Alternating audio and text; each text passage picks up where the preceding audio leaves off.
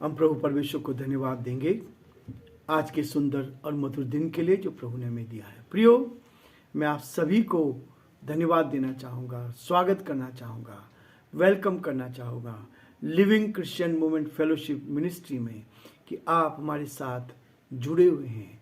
मैं आप सबको दिल की गहराई से धन्यवाद देता हूँ और यहाँ से आशीर्वाद मांगता हूँ। प्रभु आप सबको बहुत आशीष दे और प्रभु का हाथ आप सब पर बना रहे ताकि दिन भर आप नई ताजगी प्राप्त करते हैं। एक एक दिन प्रभु हमें दे रहा है, इसके लिए परमेश्वर का धन्यवाद करते जाए। इसलिए आज के दिन की शुरुआत फिर से परमेश्वर के वचन के साथ हम करना चाहते हैं। आज मैं आपके सामने पढ़ूंगा रेवलेशन चैप्टर 7 और उसके 4, 5 और 6 पद को आपके सामने पढ़ूंगा। हम धीरे धीरे इन अध्यायों को लेकर आगे बढ़ रहे हैं, एक वचन को लेकर आगे बढ़ रहे हैं। 4 पद से मैं आपके सामने पढ़ूंगा। जिन पर मोहर दी गई मैंने उनकी गिनती सुनी, अर्थात इज़राइल की संतानों के सब गोत्रों में से 1,44,000 पर मोहर दी गई है।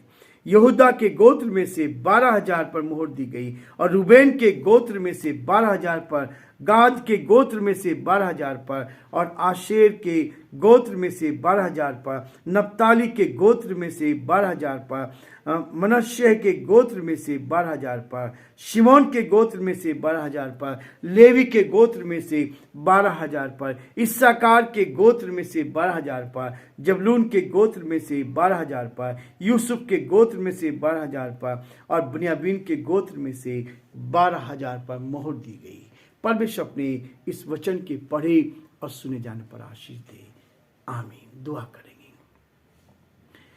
जीवन की अच्छी आशीषों के देने वाले हमारे उद्धारकर्ता प्रभु, हम आपके पवित्र सिंहासन के सम्मुख उपस्थित हुए हैं। हम आपको धन्यवाद देते हैं, आपकी स्तुति करते हैं कि आप हमारे महान प्रभु हैं, विश्वास के योग्य परमेश्वर हैं, अद्भुत युक्ति करने वाले पराक्रमी परमेश्वर हैं, हर परिस्थिति में संभालते हैं। प्रभु हम धन्यवाद देते हैं, आपकी स्तुति करते हैं आज के इस दिन के लिए जो आपने दिया, हमें इस पृथ्वी पर जीवित रखा, इसके लिए धन्यवाद। हमारे भाई बहनों के लिए प्रार्थना करते हैं, हर एक को जो समस्या में है, परेशानी में है, बीमारी में, तकलीफ में है, जो इस आवाज को सुन रहे हैं, यीशु के नाम से चंगाई की घोषणा करते हैं। यीशु के नाम से आनंद देते हैं प्रभु, शांति देते हैं, तसल्ली देते हैं और चाहते हैं हर एक पर आपके अनुग्रह की दृष्टि बनी रहे, हर जन को अपने हाथों में ले। हमारे प्रदेश राजस्थान पर आपकी आशीष चाहते हैं, पूरे हिंदुस्तान के सारे प्रभु जी प्रदेशों को आपके हाथों में सौंपते हैं। वहां के मुख्यमंत्रियों पर आपकी आशीष चाहते हैं। हमारे प्रदेश के मुख्यमंत्री अशोक गहलोत जी पर आपकी आशीष चाहते हैं। बुद्धि और ज्ञान से परिपूर्ण कर, बीमारी से, परेशानी से, कठिनाई से बचाएं। हमारे देश के पर आपकी आशीष हो, देश के प्रधानमंत्री पर, राष्ट्रपति पर आपकी आशीष चाहते हैं। आप उनको भी संभाले, अपनी उपस्थिति का एहसास दे। सारी महिमा, आदर, गौरव प्रभु जी आपको देते हुए इस प्रार्थना को अपने प्रभु, अपने उद्धारकर्ता यीशु मसीह के नाम से मांगते हैं। आमीन।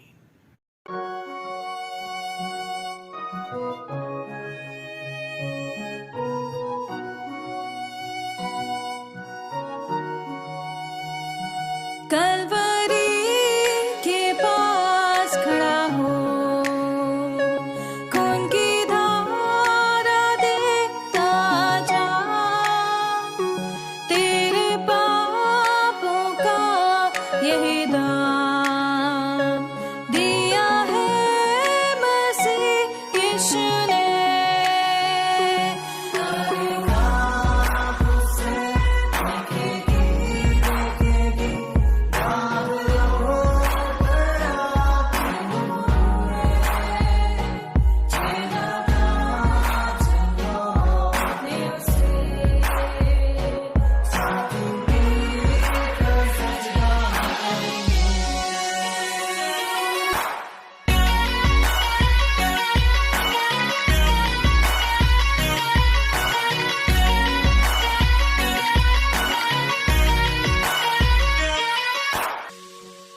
ये हुआ सब तेरे लिए, तूने भी उसे छेड़ा था, फिर भी प्यार से वो बोला था, जाता क्यों नहीं तू उसके पास, फिर भी प्यार से वो बुलाता, जाता क्यों नहीं तू उसके पास।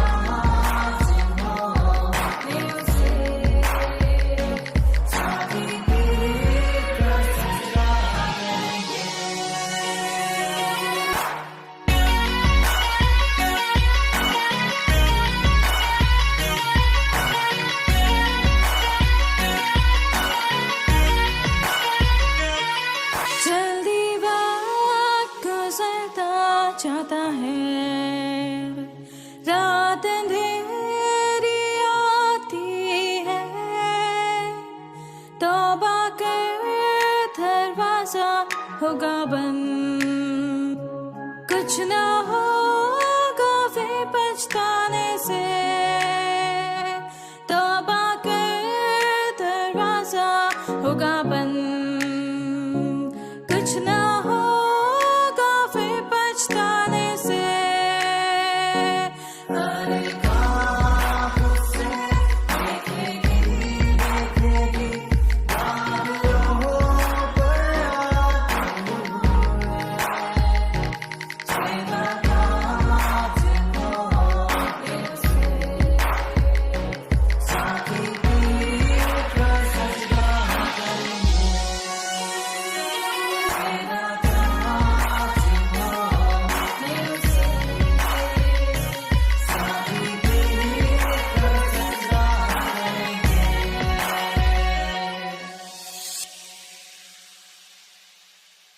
प्रियो, हम इस बात को देख रहे थे, इजरायलियों के लिए परमेश्वर की योजना। परमेश्वर सबको बचाना चाहता है। अपनी प्रजा से उसने प्रतिज्ञा की, लेकिन इस प्रजा ने क्या किया? परमेश्वर के विरोध में काम करते रहे। जब इजरायली लोग मिस्र देश से निकाले गए थे मूसा के द्वारा, तब 6 लाख पैदल चलने वाले थे, स्त्री और बच्चों को छोड़कर। लगभग 12 से 15 लाख लोग थे जिनको परमेश्वर लेकर आया। उनको 40 वर्षों तक खिलाता रहा, ना तो उनके कपड़े फटे, ना उनके जूते टूटे, और उनको भोजन हर दिन परमेश्वर देता था। इतनी बड़ी भीड़ को खिलाना, लेकिन फिर भी उन्होंने क्या किया? परमेश्वर का विरोध करते गए। उसके विरोध में, मूसा के विरोध में वो बोलते रहे। और क्या हुआ? उन सारे लोगों में से सारे लोग 40 साल में मर मिटे। केवल 2 व्यक्ति, यहोशू और कालेब, बचाए गए। प्रियो, परमेश्वर बचाना चाहता है, मारना नहीं चाहता, लेकिन उन्होंने विरोध किया। इजरायली लोगों ने परमेश्वर का विरोध करते गए और अपने लिए अलग अलग तरह की मूर्तियां बना ली। जब मूसा 40 दिन के लिए परमेश्वर के पास पहाड़ पर गया, तो लोगों ने सोना देकर, अपने गहने देकर एक बछड़ा तैयार कर लिया और उसकी उपासना करने लगे। यह है, इजरायलियों ने परमेश्वर के विरोध में बहुत काम किया। लेकिन यहाँ यूहन्ना को दर्शन दे रहा है। 7वें अध्याय में जब आप आते हैं और जब 4थे पद से हम पढ़ते हैं, यहाँ दर्शन दे रहा है। प्रकाशित वाक्य 7 और उसके 9 पद में इसके बाद कहता है, मुझे आपको इस बात के लिए दर्शा रहा है। इसके बाद मैंने दृष्टि की ओर देखा, हर एक जाति और कुल को और लोग और भाषा में से एक बड़ी भीड़, जिसे कोई गिन नहीं सकता था, श्वेत वस्त्र पहने और अपने हाथों में खजूर की डालियां लिए हुए सिंहासन के सामने और मेमने के सामने खड़े हैं। प्रियो, ये दर्शन दिखा रहा है। यह बड़ी भीड़ है जो आप देख रहे हैं। पृथ्वी पर प्रचार हो रहा है, लोग ये महाक्लेश का सामना भी कर रहे हैं, विरोध भी हो रहा है, तो भी सुसमाचार का प्रचार होता चला जा रहा है। लोग विरोध कर रहे हैं, मसीहों का विरोध कर रहे हैं, सच्चाई का विरोध कर रहे हैं, उसके बाद भी सारी दुनिया में प्रचार हो रहा है। कुछ लोग स्वीकार कर रहे हैं तो कुछ ठुकरा रहे हैं। जो प्रभु को स्वीकार कर रहे हैं वे उठा लिए जाएंगे। और स्वर्ग में भीड़ बढ़ रही है, स्वर्ग में भीड़ बढ़ रही है, आनंद है, स्वर्ग में आनंद है, स्वर्ग में आनंद है। यूहन्ना ने से पूछा जाता है ये कौन लोग हैं? 14 पद में बताया गया है ये वे लोग हैं, हे प्रभु तू ही जानता है, ये वे हैं जो महाक्लेश में से निकल कर आए हैं, जो महाक्लेश में से निकल कर आए हैं। उन्होंने अपने वस्त्र मेमने के लहू में धोकर श्वेत किए हैं। यहाँ यूहन्ना बताना चाहता है कि लहू से धोकर श्वेत किए गए थे।